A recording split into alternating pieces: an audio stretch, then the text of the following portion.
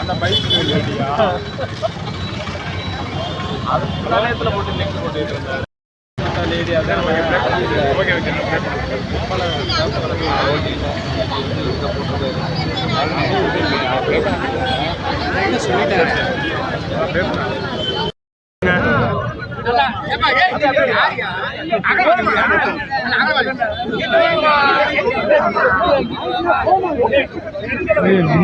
பின்னாடி வந்ததான்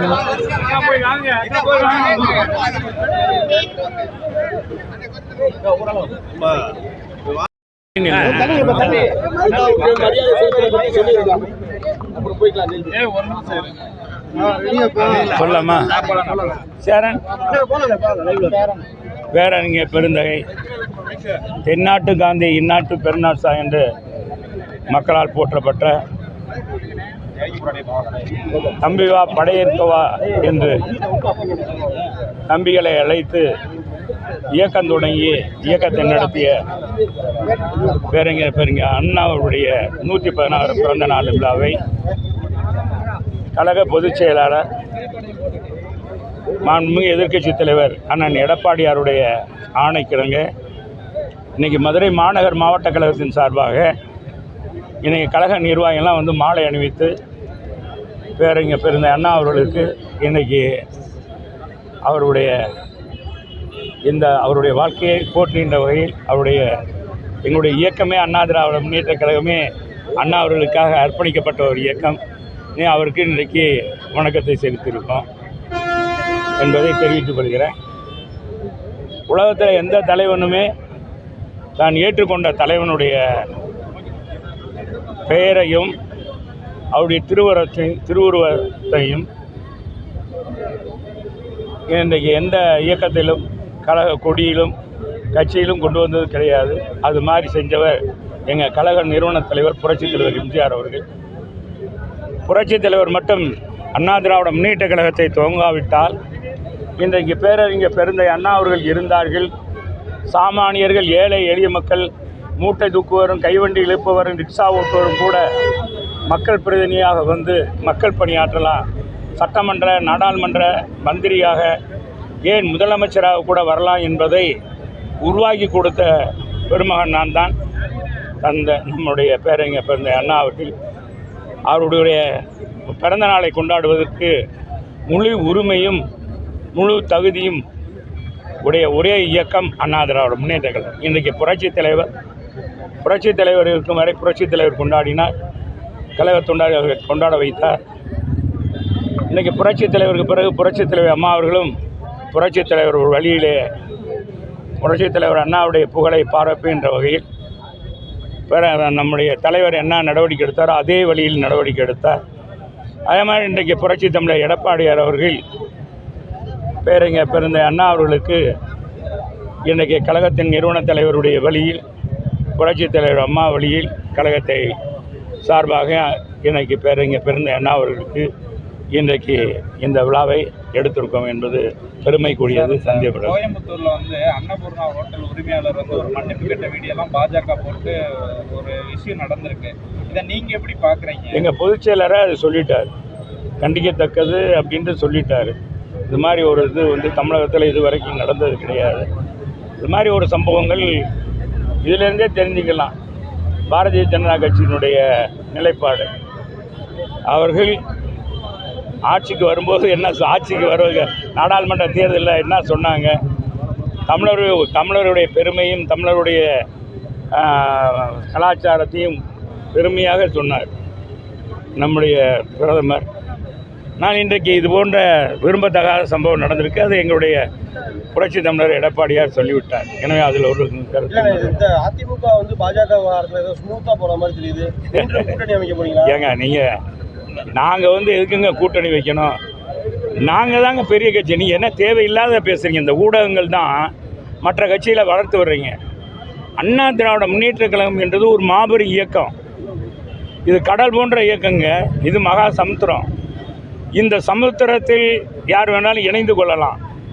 ஒரே கட்டுப்பாடு திராவிட முன்னேற்ற கழகம் கிடையாது. திராவிட முன்னேற்ற கழகம் தான் எங்களுடைய எதிரி. அந்த இயக்கத்தை தவிர வேறு யார் வேணாலும் ஏற்றுக்கிறோம். ஆனால் இன்றைக்கு பிஜேபியினுடைய மதவாதத்தை நாங்கள் ஏற்றுக்கொள்ளவில்லை. எங்கள் அம்மா வழியில் இன்றைக்கி புரட்சித் தமிழர் எடப்பாடியார் முடிவெடுத்து இன்றைக்கி வந்திருக்கிறார்.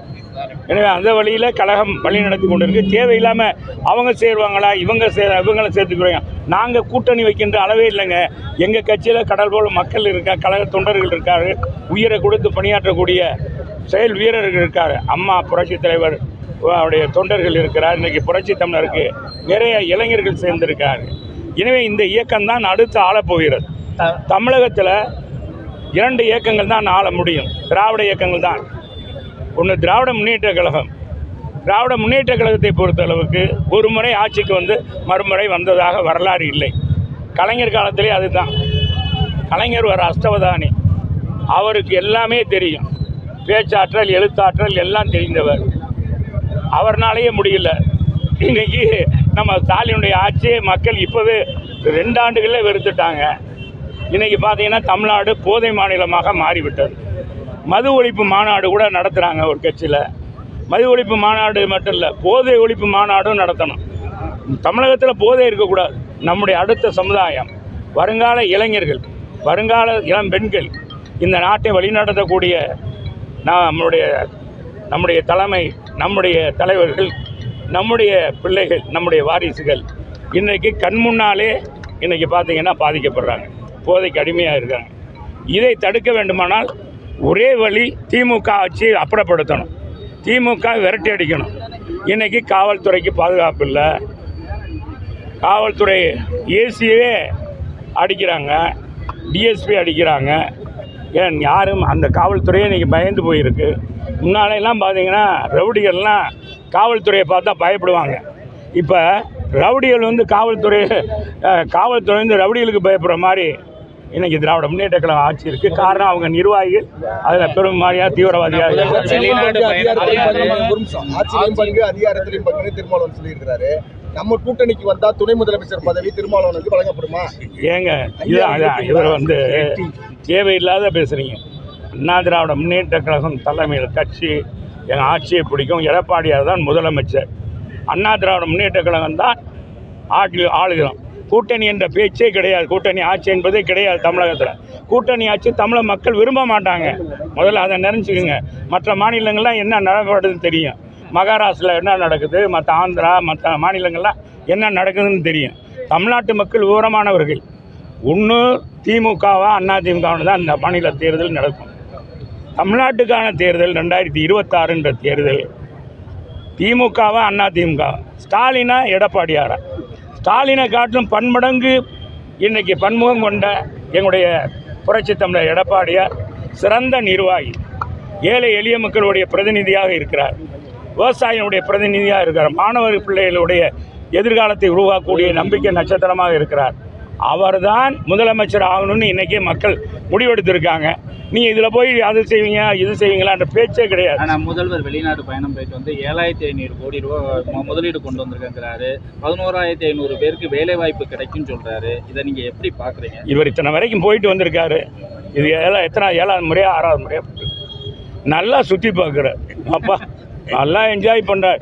எந்த முதலமைச்சர் தமிழகத்திலிருந்து போன முதலமைச்சர்கள் நம்ம முதலமைச்சர் ஸ்டாலின் மாதிரி அவ்வளோ அற்புதமாக அந்த அங்கே போய் அனுபவிச்சு யாரும் கிடையாது. போனாங்களா இவங்க அந்த வேலையை முடிச்சுட்டு தான் வருவாங்க. எடப்பாடியார் போனார், அப்படி தான். யார் போனாலும் அப்படி தான். எங்கள் புரட்சி தலைவர் போயிருக்காரு, அண்ணா போயிருக்காரு, இவங்கெல்லாம் போயிருக்காங்க. போனுங்க கலைஞர் கூட போயிருக்காரு. யாரும் இந்த மாதிரிலாம் போனதே கிடையாது. அப்பா நீ என்னமோ நினைக்கிறீங்க. இவர் போய் அதை முதலீடு ஈர்க்க போனாரா, அந்த நாட்டில் போய் அனுபவிக்க போனாரான்னு தெரியல. முதலமைச்சராக இருக்கும்போது அனுபவிச்சிடணும்னு நினச்சிட்டார் நம்ம முதலமைச்சர். அவர் குடும்பம்னு நினச்சிட்டாங்க. அதுக்கு தமிழ்நாட்டுடைய மக்கள், ஏழை மக்களுடைய வரியை இன்றைக்கி பயன்படுத்தியிருக்காங்க. முல்லை பெரியார் பிரச்சனை கண்டிக்கத்தக்கது. இது மாதிரி ஒரு இயக்கம், காங்கிரஸ் இயக்கம் தான் அதை நடத்துறதாக சொல்கிறாங்க.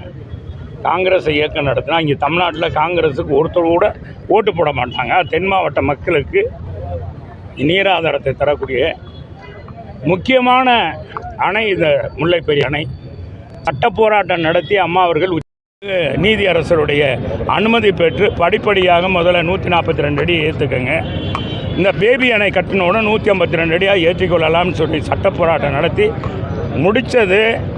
அவங்க கொடுத்த அந்த இதை கூட அரசு அந்த உச்சநீதிமன்றத்துடைய இதை கூட நடவடிக்கை எடுக்காது தான் 2006 2011 வரை ஆட்சியில் இருந்த திமுக. அன்னைக்கு இருந்த கலைஞர், இந்த கலைஞர் தான் அன்றைக்கி திமுக காங்கிரஸோட கூட்டணி, ஐக்கிய கூட்டணியில் காங்கிரஸ் கூட்டணியில் இருந்ததன் அடிப்படையில் அன்னைக்கு அச்சுதானந்தர் சொல்லும்போது மாற்று அணை வரும்போது அம்மா கொதித்து எழுந்தார்கள். 3 இடங்களில் ஆர்ப்பாட்டம் நடத்தினாங்க, போராட்டம் நடத்தினாங்க. மதுரைக்கு வரக்கூடாதுன்னு 19 மிரட்டல் கடிதங்கள் விடப்பட்டது. நாங்கள் வந்து மனித குண்டாக மாறுவோம், நீ இந்த ஊரை விட்டு போக முடியாது, மதுரை விட்டு போக முடியாதுன்னு சொன்னாங்க. உயிரை துச்சமென நான் மதித்து வந்தேன்னு அம்மாவே இங்கே வந்து பேச வந்தாங்க. மக்கள் கடலில் நீந்து வந்தாங்க. 2.5 மணி நேரம் அந்த கூட்டத்துக்கு வர்றதுக்கு அம்மா வந்து பேசும்போது என்ன சொன்னாங்க, நான் மீண்டும் ஆட்சிக்கு வருவேன், மீண்டும் ஆட்சிக்கு வருவேன், 152 அடியாக உயர்த்தி காட்டுவேன், முதல் கட்டமாக 142 அடி உயர்த்தி காட்டுவேன்னு சொன்ன புரட்சித் தலைவர் அம்மா. எனவே யாரும் கொடுத்து யார் மத்திய அரசில் இதுவும் கிடையாது. உச்சநீதிமன்றத்தின் தீர்ப்பு, அந்த தீர்ப்பை நடைமுறைப்படுத்தாத திமுகவை விரட்டி அடிக்கணும்னு சொன்னாங்க. விரட்டி அடித்தாங்க 2011. அதே மாதிரி 142 அடியாக உயர்த்தப்பட்டது. ஆனால் எடப்பாடியார் முதலமைச்சராக இருக்கும்போது 142 அடி உயர்த்தப்பட்டது. இன்றைக்கி திமுக ஆட்சியில், ஸ்டாலினுடைய ஆட்சியில் தான் அது இன்றைக்கி குறைக்கப்பட்டிருக்கு 141 அடி. ஆக கையாளாக இது ஒரு முதலமைச்சர் தமிழகத்தில் இருக்கார். தென் மாவட்ட மக்கள் இன்றைக்கு பார்த்து கொண்டு இருக்கிறார்கள். சரியாக தேர்தல் வரும்போது, தமிழ்நாட்டுக்கு தேர்தல் வரும்போது அவருடைய பதிலை கொடுப்பார்கள். குறிப்பாக இன்றைக்கி வெள்ளையருக்கு இருந்த நல்ல குணம் கூட, அந்த இயற்கை குணம் கூட, அந்த இயற்கை சிந்தனை, ஏழைகளுக்கு உதவணும், 5 மாவட்ட விவசாயிகளுக்கு மக்களுக்கு உதவணுன்ற அந்த நல்ல எண்ணம் கூட இல்லாத ஒருவர் இன்றைக்கி முதலமைச்சராக இருக்கிறார். அதுதான் வருத்தமாக இருக்கிறது, மிகப்பெரிய வருத்தம். அவர் சொந்த வீடையும் சொந்த மனைவியுடைய நகையும் விற்று இந்த நம்முடைய பெண்ணை குயிக் அவர்கள் கட்டினார்கள். அதுக்கு இன்றைக்கி பாதுகாப்பு இல்லைன்ற நிலை வரும்போது இன்றைக்கி கொதித்து எழுந்திருக்கணும், எழுறவில்லை திமுக. எனவே அண்ணா திமுக எங்களுடைய புரட்சித் தமிழர் எடப்பாடியார் இருக்கு வரை நிச்சயம் அம்மா புரட்சித் தலைவர் வழியில் தென் மாவட்ட மக்களுடைய காவலனாக அண்ணன் எடப்பாடியார் இருக்கிறார். நாங்கள் பயப்பட தேவையில்லை, தென் மாவட்ட மக்கள் பயப்பட தேவையில்லை என்பது வாழ்த்து சொல்லியிருக்காரு. இதை எப்படி பார்க்குறீங்க? இது அவருடைய விருப்பங்க. அவர் சொல்கிறார். இப்போ இதே ஸ்டாலின்கிட்ட போய் கேளுங்க, ஏங்க நீங்கள் இதுக்கெல்லாம் வாழ்த்து சொல்ல மாட்டீங்க, மற்றதுக்கெல்லாம் வாழ்த்து சொல்கிறீங்க அப்படின்னு நீங்கள் கேளுங்க. இது அவருடைய அவங்கவுங்க விருப்பம், அவங்க சொல்கிறாங்க சொல்ல, அது மக்கள் பார்த்து கொண்டு. ஓகே.